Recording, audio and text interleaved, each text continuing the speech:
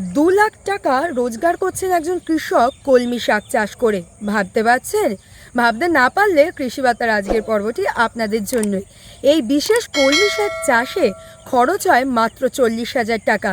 আর এই 40,000 টাকা খরচ করে কৃষক 2 লক্ষ টাকা রোজগার করছেন এই কলমি শাক থেকে। কিভাবে? বিস্তারিত তথ্য নিয়ে আজ আপনাদের সঙ্গে আমি দেবস্মিতা। কৃষি বার্তায় আপনাদের সকলকে জানাই স্বাগত। আমরা সরাসরি আজ আপনাদেরকে নিয়ে চলে যাব উত্তর 24 পরগনা জেলার দুর্লভপুর গ্রামে, যে গ্রামেরই একজন কৃষক বহু বছর ধরে কলমি শাক সহ বিভিন্ন ধরনের শাক চাষ করছেন। তবে তিনি কলমি শাক সহ বিভিন্ন শাকসবজি চাষ করছেন। আমরা সরাসরি কৃষকের মুখ থেকে শুনে নেব। মাঘ মাস ফাল্গুন মাসের দিকে বোনা হয়েছে, এইবারে এখন হতেই থাকবে। এই যদি আমি মনে করি 5 বছর রাখবো, এখন 5 বছর থাকবে। জমি সবসময় পরিষ্কার পরিচ্ছন্ন করে রাখতে হবে, কাটতে হবে, ওই আবার সার তেল দিতে হবে, নিড়তে হবে। জমি দিলে যত্ন রাখলে 4-5 বছর হবে। এই বর্তমান যে জমিটা দাঁড়িয়ে আছে, এই জমিটা আমার ওই 3 বছর হচ্ছে, আর পিছনে আর একটা 10 কাঠা জমি আছে, ওইটা 2 বছর হচ্ছে। এ নষ্ট হয় না, গোড়া থেকে আবার হয়ে যাবে। বা আবার যদি যেখানে মনে করবো যে একটা গোড়া মরে গেছে, সেখানে একটা কলমি শাকের ডগা বসিয়ে দিলেই হয়ে যাবে। ওটা যে কোনো সময় দেওয়া যায়। আমার শাক বিক্রি হয় সব আমাদের কোম্পানিতে মাল দেওয়া হয়, রিলায়েন্সে, বিগ বাস্কেটে, সুইকিতে, স্পেন্সারে দেওয়া হয়। উদ্বৃত্ত যদি কিছু থাকে আমরা সেটা হাটে বিক্রি করি। নির্দিষ্ট প্রতিদিন বিক্রি হয়? প্রত্যেক দিন বিক্রি হয়। এই আমার এই যে বর্তমান আমার যে কলমি গাছ দাঁড়িয়েছে 365 দিন, 365 দিনই কম বেশি দিতে হয় বছরে। ডেলি কত কিছু বিক্রি করে? ও ঠিক নেই, যেদিন যখন অর্ডার হয়। আজ যেমন 200 আটি অর্ডার হয়েছে, আমি আবার 300 350 আটি হাটে নিয়ে গেছি। আবার কালকে সকালবেলা, রাত্রিবেলা অর্ডার দেবে, আবার কালকে সকালবেলা দেবো। কোনো দিন 2 জায়গায় দেওয়া হয়, কোনো দিন 3 জায়গায় দেওয়া হয়, যে কোম্পানিতে যখন যেরকম অর্ডার দেয়। চাহিদা কেমন? চাহিদা আছে ভালো, চাহিদা অবশ্যই ভালো আছে। না, যখন দেখছি অতিরিক্ত পোকা লেগে যাচ্ছে, একটা সিজন আছে, সিজনে পোকা ঠেকানো যায় না, তখন আমাদের রাসায়নিকে যেতেই হয়।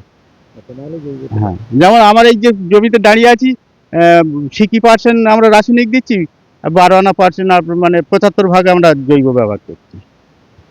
যেহেতু জৈবটা আমার অপর্যাপ্ত আছে, আমি নিজে তৈরি করি বলে সব চাষির দ্বারা দেওয়া সম্ভব না।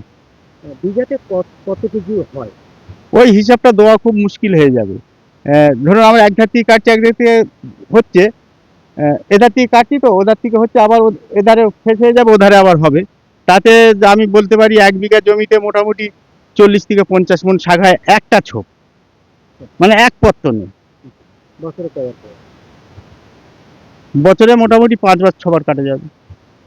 50 মণ মানে কত টাকা কেজি বিক্রি করছেন? ও যখন যেরকম বাজার হয়, এখন যেমন আমাদের 100 গ্রাম আটি এক জায়গায় দিচ্ছে 4 টাকা, এক জায়গায় দিচ্ছে 5 টাকা।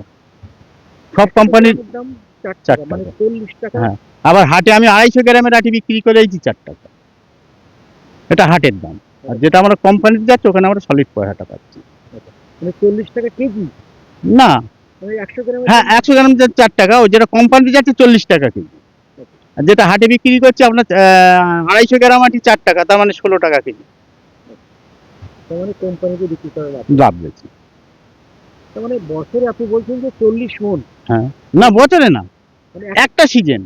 কত? একটা সিজন মানে কি, 1 বিঘা জমিতে আমি বছরে মোটামুটি 6 থেকে 8 বার কাটতে পারবো। তা একটা সিজনে 40 মণ হবে 1 বিঘা জমিতে, মানে একটা ছোপ। একটা সিজন বলা ভুল হবে। কেটে যাবেন। হ্যাঁ হ্যাঁ হ্যাঁ, এরকম 40 মণ, তার মানে 45 200 200 মণ। 200 মণ। 200 মণ মানে যদি 5 বার কাটা হয় 200 মণ। 200 মণ। এইবারে আমাদের তো কোম্পানির দামটা শুধু ধরলে হবে না, কোম্পানিতে আমি দিচ্ছি, কিন্তু অন্য চাষি তো দিতে পারে না, তাদের ওই আপনার 16 টাকা কেজি ধরতে হবে। সব মিলিয়ে আপনার ধরুন বছরে কিরকম টাকা রোজগার হয় একটা জমি থেকে, শুধু এই কলমি শাক বিক্রি করে? আমার 1 বিঘা জমি কলমি আছে, আমার মোটামুটি বছরে কি বলবো 2 লাখ টাকা বিক্রি হয় 1 বিঘাতে? 1 বিঘাতে। খরচা? খরচা মোটামুটি 30-40 হাজার টাকা হয়ে যাবে। প্রচুর লক্ষ্য রাখতে হয়, পোকা লাগলে কোম্পানি নেবে না, কোম্পানিতে এমনি দাম দেবে না, হাটে একটু ভালো মন্দ চলে যাবে, কিন্তু কোম্পানিতে ভালোই নেবে। আপনি একাই করেন এই এলাকায় নাকি? না না, আরো চাষিদের আছে, তারা হাটে বিক্রি করে, তাদের কোম্পানির সঙ্গে যুক্ত নেই তারা। শুধু কলমি শাক চাষ করেন? আর না না, কলমি শাক আছে, পুদিনা শাক আছে, কোনো সময় লাউ শাকও চাষ করি। শাকের চাষ করেন?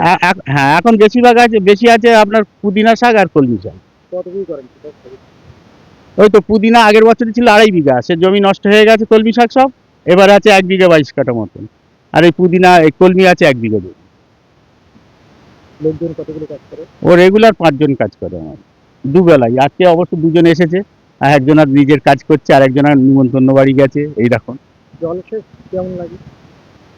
জলসেচ দেখুন না, আজকেই তো কল চলছে। এই তো কদিন আগে এত বর্ষা হয়ে গেল, তাও আজকে আবার দেখুন মাটি কালো আছে, তাও জল দিতে হচ্ছে কলমিতে। জলসেচ ও কি বলবো, যখন শুকনোর সময় সপ্তাহে 2 দিন দিতে হয়, যখন জমি টান ধরে শুকনো পড়ে। তো সাধারণ মানে চাষের থেকে ধরুন এই যে বেগুন, আলু, পটল যারা চাষ করে তাদের থেকে কি কলমি শাকের চাষটা লাভজনক বলে মনে হচ্ছে? না, তা বলা যাবে না। বেগুন চাষে যেমন লস আছে, আবার এক এক যার হয়ে যায়, ঠিক বাজারে পেয়ে যায় 1 বিঘে জমি বেগুন, তার আবার অনেক বিক্রি হয়।